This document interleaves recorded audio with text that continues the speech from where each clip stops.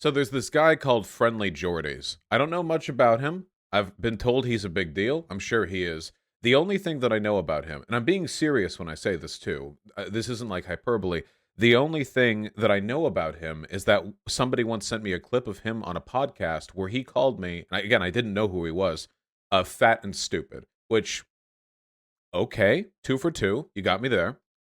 And I'm not sure about this. I think this is because I pointed out that people in Australia have to live in Australia and that it's a problem. I don't know if it was rebuke for that. I don't really know. It's true, but having been to Australia, it is folks. It's the whatever the opposite of the Shadow Realm is, in concept opposite but just as bad. That's what Australia is. It's the sunlight. It's the sunlight land or something. I don't know. Anyway, regardless of anything regarding whatever beef between us, something genuinely distressing has happened to Friendlyjordies, and it's something that we need to talk about, okay? Some truly 1984 stuff has happened, all right? I didn't even know. Who controls Australia in 1984? Is it also part of Oceania? Right? It's the same. It's not controlled by Southeast Asia, right? It's controlled by, yeah, it's okay, it's controlled by, it makes sense because it's Oceania. I mean, you'd think that would include Australia. Well, Friendlyjordies is an Australian content creator. He looks good in a bathrobe. And this is a video that was released towards the end of 2020. Let's take a look at some content. He is about to riff off of a prominent political figure in the fantastical land of Australia. John Barilaro is a man whose expediency seeps right down to his very genetics, as not only do his political convictions turn on a dime, but so does his ethnicity. Proud Italian when he thinks he can score pity points, rinky-dink Johnny from the bush when he thinks he can score a national seat. Willing to change his entire identity, right down to his name. Surely distressing his inner child who would wonder, Hey, Giovanni, what's the matter? You're not talking with your accent no more. Brazza mia! He's a con man to the core, powered by spaghetti. As such, I'll be referring to him from now on as Giovanni. And not just because that's his name, but also because he's just such a Giovanni. You get the gist. Basically, the man that he's riffing off of here, the guy who he's making fun of right there, it occupies a position which is basically equivalent to the position of a governor here in the United States. He's a, what would they call it? A province? Head of province, right? Something, deputy premier. Deputy premier, that's right. New South Wales deputy premier. Basically a governor. Anyway, so our man over here, Friendlyjordies, he has a little bit of a laugh at the expense of this man. Now, I cannot speak, and I want to be very, very clear, I cannot speak to the legal system in Australia, okay? I cannot do that, all right? I can't speak to whether or not anything that's happening is actually legal or illegal, okay? The only thing I can really speak to is a set of gut feelings that I have, all right? And my gut feeling is that when Friendlyjordies was subsequently sued for defamation by that same deputy premier, that's bad. This is my gut feeling is telling me that when incredibly powerful political figures sue YouTubers for making fun of them, that's bad. Now keep in mind, you can sue, at least here in America, you can sue anyone for just about anything. You can sue whatever. You can sue anything. You can go down to the courthouse and you can file whatever litigation you want. The real question is, will the courts take it seriously? Okay? Now, the problem is, lawsuits which are baseless usually get dismissed by the courts if they're just completely ridiculous. Do you think the courts are as likely to dismiss on grounds of baselessness lawsuits filed by a deputy premier? Probably not, actually. And the fact that they're filing these lawsuits at all has a significant chilling effect on free speech, something which I assume Australians care about but can't actually confirm.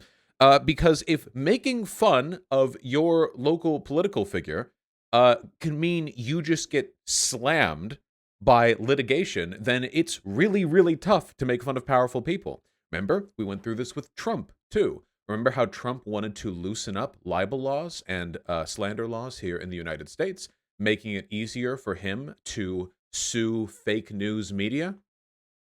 Now, in reality, what Trump was trying to do, he wasn't trying to cut down on fake news. He was trying to bully with litigation media outlets that reported unfavorable things from him. And that's a really dangerous precedent to set. The free press, as flawed as it is here in America, or no doubt in Australia, is one of the most critical elements of a functioning democracy because it's basically the only way we know anything is going on. Now, is the free press often quite cucked? Yes, it certainly is, 100%. But through the free press, do we occasionally get, say, for example, the Panama Paper leaks? Do we get the most recent leaks from the IRS proving that our billionaires pay essentially nothing, and that the and that the entire system is more rigged than we thought beforehand? There are benefits. The Pentagon Papers, of course, there are benefits, of course, to a functioning... Yes, John Oliver did a whole thing on slap suits. I forget what the acronym means, but it essentially means a lawsuit that you throw out there just to silence people. It's not a good lawsuit. It's not going to win in court. You do it just to shut somebody up. That's what you do.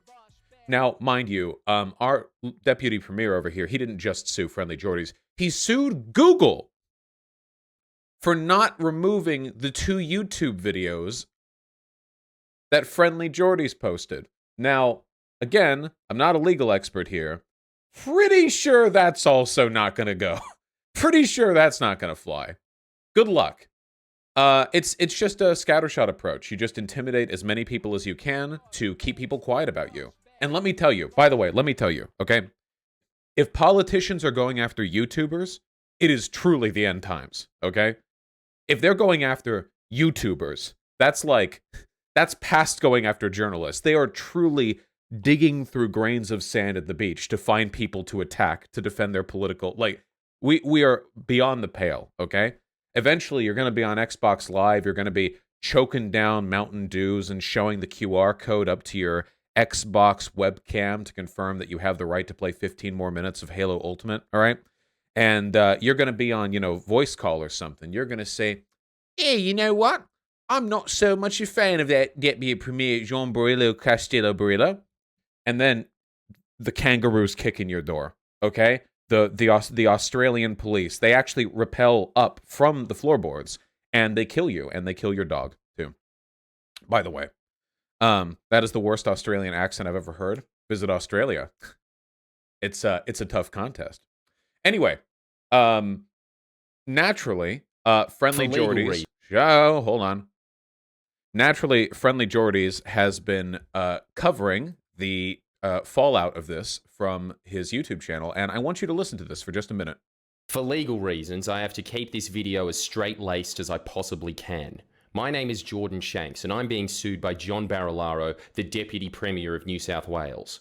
Up until recently, I've treated this legal problem with the levity it deserves, but in all honesty, every move I've made, no matter how ridiculous it appeared, has been both legal and considered.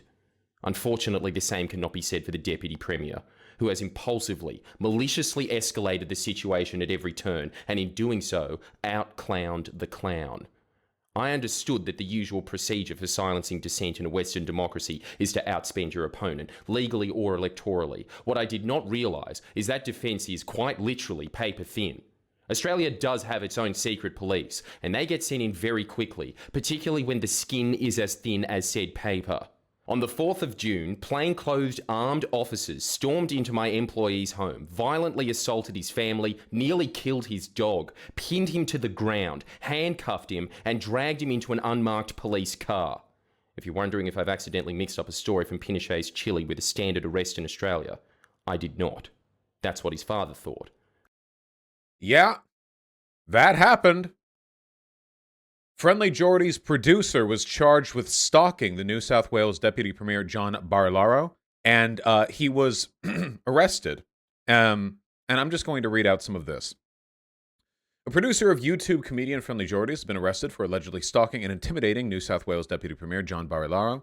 Christo Lanker, 21, who works for Jordan Shanks, also known as Friendlyjordies, was arrested in his Dulwich home on June 4th. The arrest comes after the Deputy Premier launched legal action against Mr. Shanks over what his legal team have labeled a series of, quote, vile and racist videos accusing Mr. Barilaro of corruption. And this is not a joke. Making fun of somebody for being Italian is now vile and racist. I thought they were the one group we could always be racist against, but no, now apparently even that is being taken from us.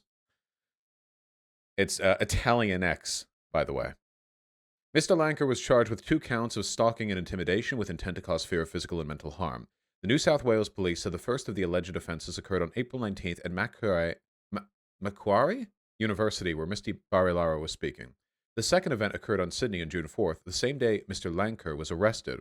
Xenophon Davis, lawyers acting for Mr. Shank's team, disputed the New South Wales police version of events, labeling the arrest of Mr. Lanker highly alarming.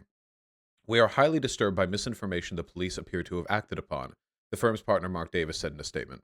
We have the video of the interaction with the Deputy Premier, and it does not appear to accord with the police facts. Mr. Davis told the ABC that Mr. Lanker had asked Mr. Barilaro legitimate journalistic questions and was outraged they were arrested for what he described as trivial actions. Mr. Davis said defending the charges against Mr. Lanker was putting pressure on Mr. Shank's ability to fight the defamation allegations against him. The comedian, his lawyer said, could face bankruptcy for Mr. Barilaro's lawsuit. Listen. When you're at a point now, Barilaro, by the way, the deputy premier we're talking about, is a governor adhering to the Liberal Party in Australia, which is actually their Conservative Party. Mr. Barilaro here has engaged in the time-honored behavior of authoritarians in acting on this now. So not only do we have a completely baseless lawsuit essentially designed to intimidate and bankrupt Friendlyjordies, we also now have police violence being used baselessly against his cohorts in an effort to silence them and disrupt their efforts to fight the defamation lawsuit. This is legitimately terrifying. I understand, by the way, that this seems abstract. Since we're talking about Australia, I might as well be talking about like the Dementors and the what are the wizard police called? What did Harry Potter become at the end? What was the Auroras? Yeah, the Auroras and the Dementors, right? Yeah, I might as well be. But let me like imagine we're talking here, and I'm being serious. This is literally the equivalent of what we're talking about here. Imagine if I made a series of videos making fun of an American politician who then subsequently sued me for defamation, a legal claim which would take tens or hundreds of thousands of dollars to fight back against in court, and would restrict my activities legally for quite some time. And then shortly afterwards, one of my editors had their house barged into and arrested on trumped-up charges before being carried away in an unmarked van. Like, can you understand how terrifying this is? Can you understand how destructive this is to democracy? Friendlyjordies wasn't just targeted because he's a comedian who made fun of this guy, by the way. He's being targeted because he actually engages in a fair amount of investigative journalism, exposing the corruption of, among other people, Barilaro, the deputy who is coming after him now. This is plain and simple attack on democracy. And I don't know if Australians have a democracy. I'm not sure if it's a monarchy over there. I don't know if it's feudal. I legitimately don't know what's happening over there. But I do like democracy, and I do like freedom of speech, and I do like, well, I do like the ability to be a YouTuber and not be legally menaced by the elected representatives who lord over you. So, to put all this into summary, I'm not entirely sure where Friendlyjordies stands politically. I legitimately don't know. I wish I could speak positively to some sort of broader set of opinions. The fact that Friendlyjordies used Chile's Pinochet regime as an example of authoritarianism rather than, say, Stalin suggests to me that he might be rather left-wing. I really couldn't say. All I know is that what's happening to him is absolutely terrifying, and that I sincerely hope that whatever he's going through right now, it works out. I hope that not only is he able to fight off that lawsuit, and not only is his producer able to fight off those criminal charges, I also hope that John Barilaro is able to, I suppose, finally embrace his ethnic identity and fly either over to Jersey or back to Italy and to resume his, God-given missive of, what do? You roll out the spaghetti like this? Yeah, like that. You do the little spaghetti wiggle, Yeah, the little Italian hand spaghetti wiggle. You know, it's actually a date in Italy. You know what they do? It's a big, big, big ball. They have like machines for this. It's a big ball of dough, okay? And the most talented spaghetti wigglers, they take the ball of dough, they wiggle it, and they strand it out. They like funnel it out into a little strand, and it goes through like 2 broilers that cook it on the way over. And then like the person you're dating, they like eat it on the other hand, and you're literally just like you're like drip feeding them a single line of spaghetti. You know? You ever done that? They've never done that. They've never done this. They've never had a cute Italian beau to spend time with. Oh, just sad.